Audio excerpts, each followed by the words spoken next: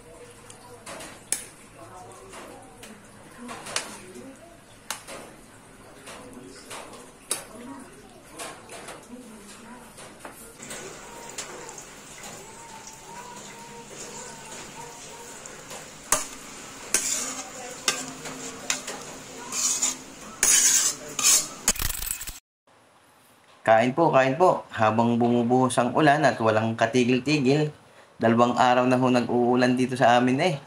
Kaya naman naisipan natin iring lutuin at talagang pagkasarap naman. I think may kung napapaibig.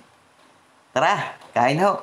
Teka nga muna ha. Kung kayo nanonood pa diyan habang ako'y kumakain, huwag mo namang kalimutang i-like at i-share.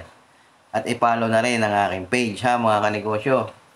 At i-comment mo dyan sa comment section na kung taga saan ka para alam ko kung saan nakarating ang video ito. At para alam ko rin kung saan nakarating ang aking Bicol Express ha mga kanegosyo. Hanggang dito na lang po ha. Maraming salamat sa inyong panonood. Bye-bye!